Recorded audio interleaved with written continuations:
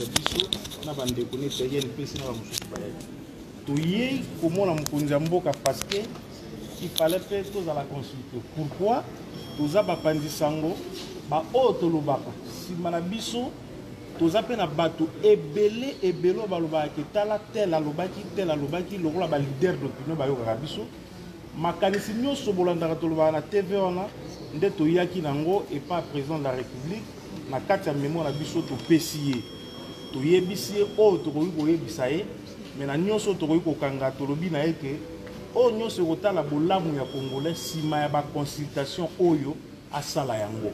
Quelle a été sa réaction, s'il vous plaît?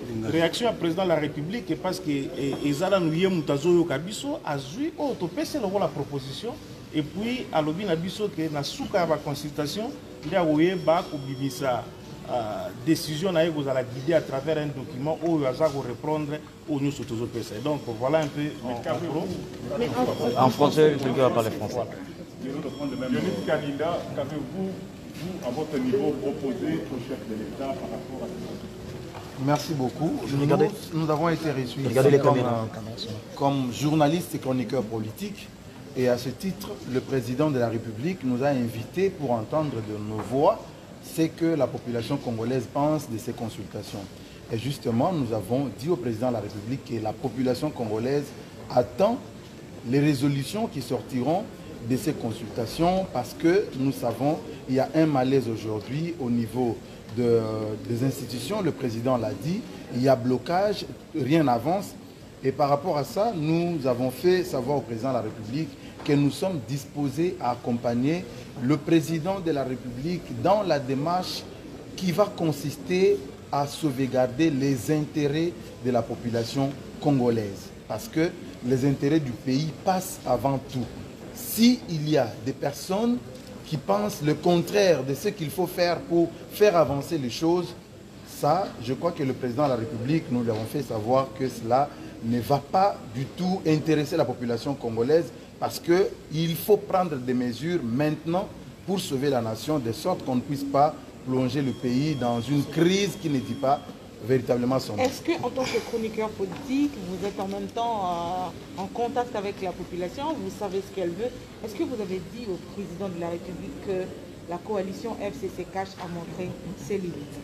Nous ne sommes pas entrés dans des considérations partisanes, mais nous avons dit au président que nous sommes en train d'attendre les résolutions de concertation. Ce qu'il va décider, eh bien, nous prendrons pour voir qu'est-ce qu'il faudra pour la population congolaise. Ce qui est important pour la population congolaise. Ce qui est important pour la population congolaise, vous êtes journaliste et on demande quand même un peu de neutralité, alors que ces conflits sont en train d'être vécus entre des camps politiques, le FCC et les Cash. Est-ce que vous ne pensez pas que vous risquez d'aller au-delà de l'éthique et de la déontologie? Non, non. Ici, nous sommes venus comme journalistes. Leaders d'opinion, nous présentons des émissions politiques. La question concerne la nation. Le président consulte également les plus représentatifs possibles. Et nous estimons qu'il avait estimé lui aussi que derrière nous, nous avons des opinions. Et qu'il a fallu échanger avec nous. Ça n'a rien à voir avec le FCC, ça n'a rien à voir avec l'OCASH. Nous n'avons pas de coloration politique. On est journalistes. Après, ici, nous allons parler à la nation. Parce que lorsque nous sommes devant le micro, nous parlons à la nation. Et il faudrait qu'on informe la nation ce qu'il faut pour que le lendemain ne soit pas sombre. Rien que ça.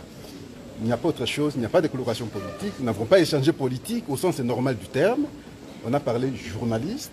N'est-ce pas? Nous sommes journalistes présentateurs des émissions politiques pour qu'on ait une opinion qui soit non problématique.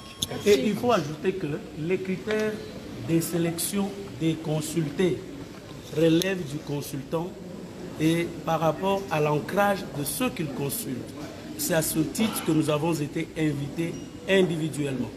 Mais s'il a été dans l'organisation, mis ensemble tous ceux que l'on a considérés comme chroniqueurs politiques, c'est pour des raisons de l'organisation et cela ne relève pas de nous. Cela doit être conclu et compris comme ça.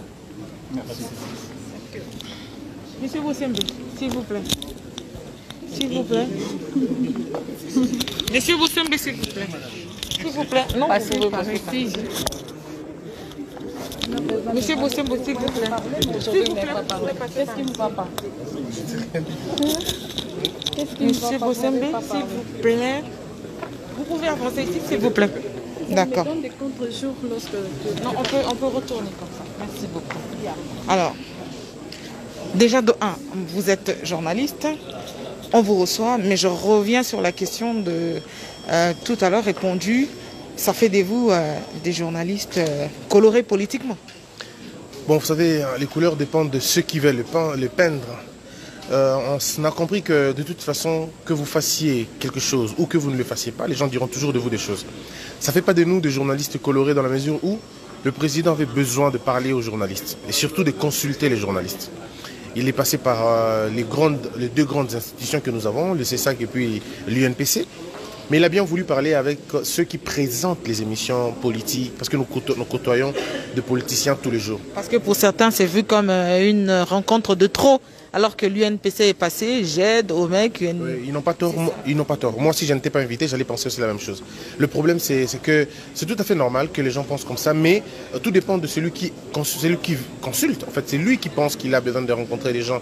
Et il a rencontré un échantillon. Ici, il faut dire déjà aux gens que les journalistes que le président a reçus ne sont pas meilleurs. Au contraire, il y a d'autres qui n'ont pas été reçus par le président, qui sont beaucoup plus pertinents que nous, beaucoup plus sages, beaucoup plus virulents, je vais dire beaucoup plus neutres même que nous. Donc je crois que c'est une coïncidence heureuse pour ceux qui ont été reçus, malheureuse pour ceux qui n'ont pas été reçus. Mais je crois que ça n'a rien à voir. Ce n'est pas comme quelqu'un a dit tout à l'heure, c'est par rapport à leur représentativité. Je ne pense pas que ça soit vrai. C'est plutôt par rapport à... C'est subjectif, je crois. Le chef de l'État a estimé qu'il fallait recevoir des gens. Il les a reçus. Et je crois que les consultations ne sont pas finies. Peut-être d'autres journalistes seront aussi reçus. Je crois que c'est comme ça. Qu'est-ce que vous lui avez dit? Qu'est-ce que vous avez dit au président de la République? Parce qu'il faut une solution politique à une crise politique. En ce qui me concerne, j'ai demandé au président d'arrêter de mettre fin à l'alliance qu'il a avec le FCC. Et lui, il a dit, pas tout le monde. Donc, il a estimé qu'il y avait des gens qui l'embêtaient, oui. Et puis bon, le peuple aussi a estimé de la même manière. Mais en ce qui nous concerne, on a dit qu'il fallait qu'il remette, qu'il apporte des solutions au problème. Peter Tiani, par exemple, a dit très franchement au président de la République qu'il ne pouvait pas reculer, qu'il était sur un point de non-retour. Et Joël Cadet a parlé par exemple de délits de presse, il a parlé de diffamation et des arrestations que les journalistes subissent tous les jours.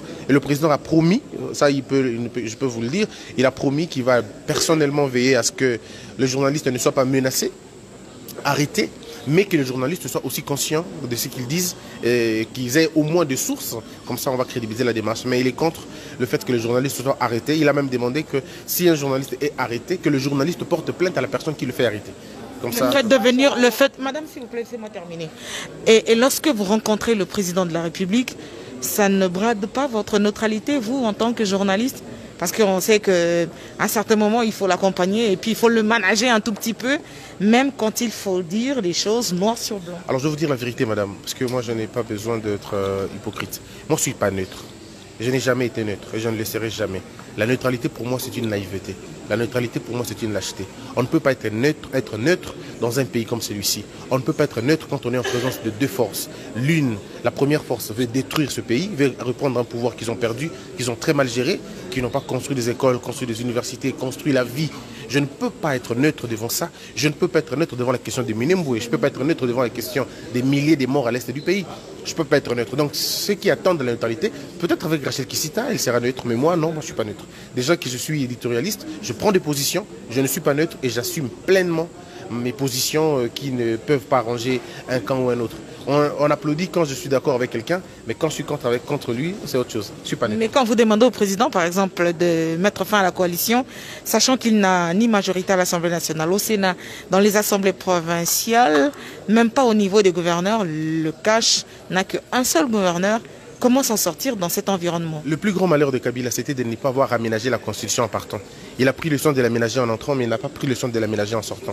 Ce qui fait que le chef de l'État, dans notre Constitution, a une puissance institutionnelle que j'ai rappelé au chef de l'État, qu'il avait une puissance institutionnelle terrible au point que la majorité ne peut pas le freiner. La réponse à cette majorité de Kabila, c'est la réqualification. La réponse à cette arrogance de la majorité de Kabila, c'est la dissolution. Mais visiblement, le chef de l'État n'a pas besoin de parler de la dissolution. Il a plutôt besoin de parler de la réqualification de la majorité. Et vous allez voir, dans peu de temps, je crois qu'au mois de... Bon, je ne vais pas donner le mois, mais dans peu de temps, vous allez voir que les choses vont véritablement changer.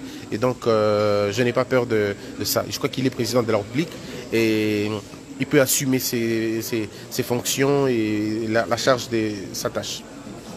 Ne craignez-vous pas que le public qui vous suit à travers vos productions, ce public qui vous qualifie depuis un moment des fascistes, puisse confirmer cette affirmation après votre rencontre avec le chef de l'État? Mais il a dit. Je viens de le dire, moi je n'ai pas besoin de me cacher, je ne me cache pas.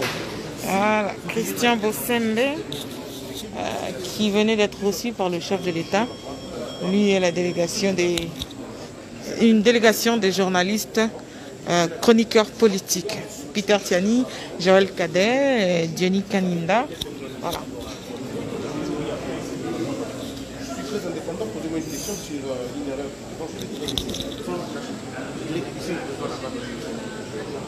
Est-ce que ce que je reproche au président de la République, c'est 2 ans, c'est de ne pas suffisamment frapper. C'est très souvent ouvrir la Bible et donner. Voilà. Très souvent, quand on est